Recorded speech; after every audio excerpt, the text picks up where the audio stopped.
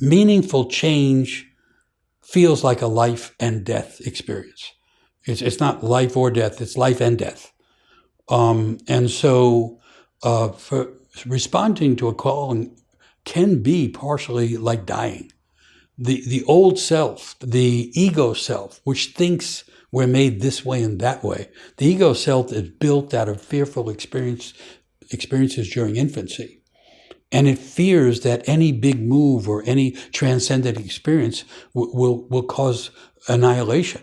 And so there is a kind of spiritual death or emotional death or something that happens every time we step into a bigger stage or phase of life. And the way of understanding that is the process of initiation, which begins with separation and then also includes a dying away. And so life in the form of nature, in the form of the galaxies and the cosmos, is constantly transforming. Transform means to move from one form to another, and in order to move to the next form, the previous form has to die. And so in growing the soul, the ego dies a little. In following the calling, the ego dies again.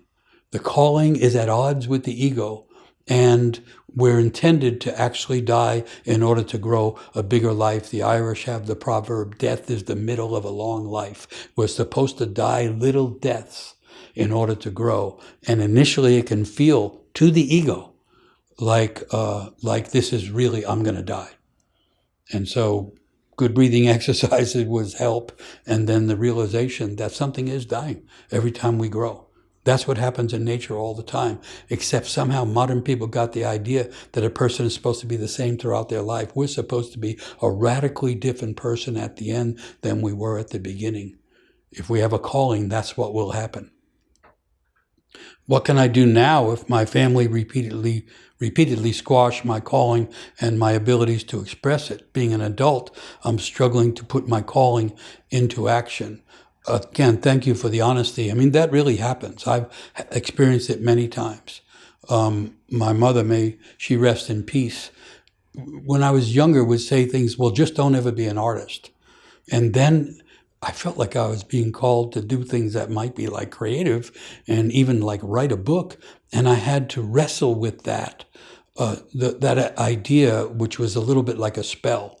So we're often having to break the spells that we lived within when we couldn't do anything about it because we were dependent. And so then it becomes a matter of being clear with oneself. This comes up every time I try to write, or this comes up every time I try to sing, or every time I try to make a meaningful creative step, then this stuff comes back. And that can be the case. And then we have to understand that we're going to survive that. We're going to live through that. I talk about genius. I talk about the unique soul. I talk about the deep self, because when we know that those things exist inside us, we can feel less like we're going to die because things are changing. In other words, that's what I'm talking about, why I'm talking about the calling and the spirit and the genius, because if we don't know that, I don't mean mentally only, know that in our body and know that in our heart, then we are afraid to take those steps that we are really called to take. And taking those steps, just like leaving home and then not going to take the classes they said to take. You know what I'm talking about. A career is one thing, and it can be a very good thing, but a calling is something else. And the calling separates us from the typical common definitions and descriptions of what a person is. And in order to follow that, aspects of ourselves that are received ideas or impressed psychological components have to be shed in order to be fully available to the calling, in order to expand the soul, and in order to grow a greater identity than the one we were given. Can you address calling with chronic incapacitating illness? Thank you again, and I'm very sorry about that. And I wish I had a whole lot more to say about it.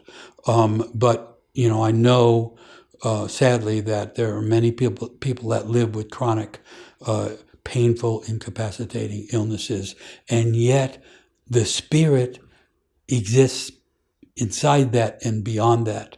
And the calling can go beyond it. I mean, there are famous painters who only had two toes to paint with. People have found ways to talk when they had no voice. I don't know, you might know more about it than I do. What I would just say is we can be incapacitated many ways, but the capacity of the inner spirit of a person is not diminished by that. And I don't know how a person works their way through it, but I'm just making the statement that no person is intended to have a small life, because no person has a small soul. And the spirit of one's life can endure through all kinds of things. And I'm really sorry for that chronic pain. You said a calling is not a hero's journey. I said it didn't have to be. But as I understand it, responding to the call is in itself a form of initiation, a journey, a rite of passage. As you just said, is that journey a hero's journey? And I'm saying no. I'm sorry, but I just want to break a bubble on this thing.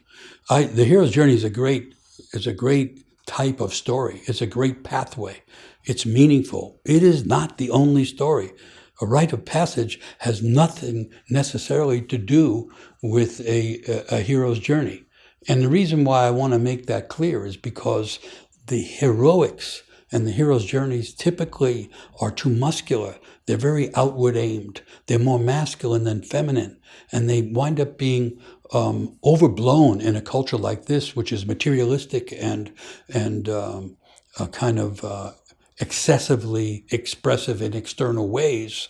And so some people get to be heroes, and the rest of the people, I don't know, we won't name that. But the main thing is, some people's calling is to be an empathic person. That's a non-heroic journey, believe me. And so I'm just trying to say that even though, all right, specifically in Hero with a Thousand Faces, Joseph Campbell, before he lays out the hero's journey, says that he got the idea from Arnold van Gennep's Rites of Passage, a 1909 book, published in France. And the idea of rites of passage has nothing to do with the hero. It has to do with separation from common circumstances and those we typically know, entering a period of liminality and uncertainty in which there's an awakening of some kind. It can have a call, but it's certainly an awakening of a spiritual nature, and it is not by definition heroic. It can be any number of things beyond that. And so I usually talk about the inner genius rather than, and the calling to genius. So the old idea is that the calling is calling to the genius in the soul. Genius is an old Latin word that means the spirit that's already there, the spirit that's there when we're born. And some people will be born into a somewhat of a heroic journey. Other people will be born in completely different things, studying mushrooms and the way that mushrooms live under the roots of trees and connect everything. A very, inside, quiet work that has not necessarily any heroic qualities to it, but also because of the hero tending to be seen in this masculine, strong shape. It leaves too many people out. It leaves the whole feminine out sometimes. It leaves all kinds of children that have, non-heroic, natural ways that they would enter the world. So I'm trying to refer to something bigger. The hero's journey is a smaller part of a bigger capacity for all kinds of journeys. And whereas the hero's journey is typically someone is called to be the hero, everyone has genius by virtue of being born. And so if we're going to change the world, heroics is not going to change it.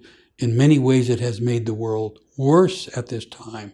If we're going to change the world, we're going to need as many genius selves awakening to the calling as possible, with no definition of what that means and no steps laid out predetermined. That's how I'm seeing it.